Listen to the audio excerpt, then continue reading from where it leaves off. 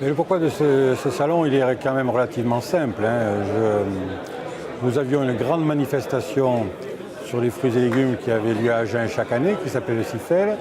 Pour des raisons économiques et pour, je dirais, sauver ce CIFEL, nous sommes rapprochés de Vinitec à Bordeaux de façon à faire un grand salon sur la vigne, l'arboriculture et les cultures maraîchères.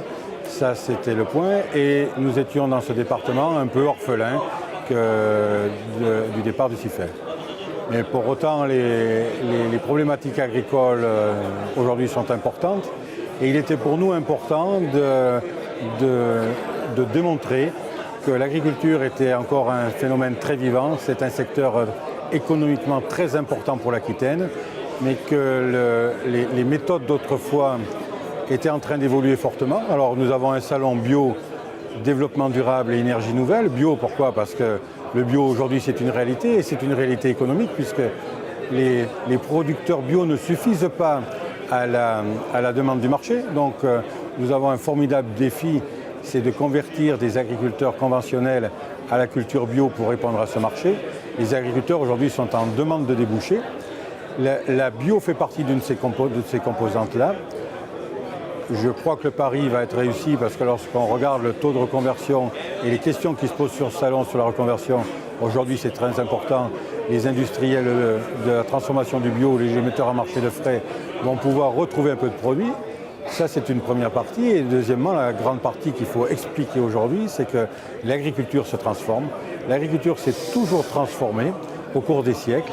Et ces dernières années, il y a une accélération. Une accélération qui est due de manière quelquefois autoritaire à travers le Grenelle, qui en retirant des molécules nous demande de travailler autrement pour pouvoir continuer à produire. L'objectif d'un agriculteur, ça sera quand même de nourrir le monde et il faut qu'il continue cette mission.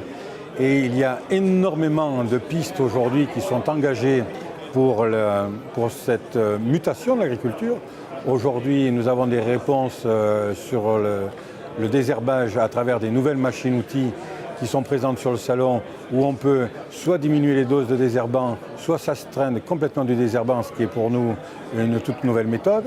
Nous avons des méthodes aujourd'hui qui marchent depuis longtemps dans les serres au niveau de la lutte intégrée. Cette lutte intégrée nous permet de faire zéro traitement dans les serres. Aujourd'hui, je crois qu'il faut que tout le monde le sache et s'approprie ces techniques. Nous avons des méthodes aujourd'hui au niveau de la fertilisation et de la régénération des sols qui sont différentes de ce qu'on avait connu, mais qui sont des principes agronomiques que l'on avait abandonnés ces dernières années et qui reviennent d'actualité. Tout ça, c'est beaucoup de matériel, tout ça, c'est beaucoup de firmes qui cherchent dans ce sens-là, tout ça, c'est les économies d'eau, tout ça, c'est du matériel qui évolue, des équipements qui évoluent, des serres qui évoluent, et enfin des sociétés nouvelles qui investissent dans ce pari-là. Même les plus grosses sociétés aujourd'hui ont tous un compartiment de développement durable ou même, ici on est chez Terre du Sud, un compartiment bio qui marche très fort puisqu'ils sont leaders dans la production du poulet bio et des œufs bio. Et donc aujourd'hui il y a du débouché. Il y a du débouché, il y en aura toujours dans l'agriculture. Le monde est croissant, les besoins de la planète sont énormes. Si on veut éviter les tensions, si on veut éviter les risques importants de panique ou des phénomènes plus graves comme la guerre, il faudra que les gens soient bien nourris. Il faudra qu'ils soient bien nourris, mais avec d'autres pratiques. Une agriculture qui sera toujours avec de la productivité importante pour nourrir les hommes. Le productivisme a fait des ravages. La productivité, c'est ce qui nous permet d'équilibrer nos comptes d'exploitation. Qu'on soit producteur bio ou producteur conventionnel, on a besoin aujourd'hui de changer nos méthodes. Nous sommes en cours, nous l'avons déjà fait et nous allons le continuer.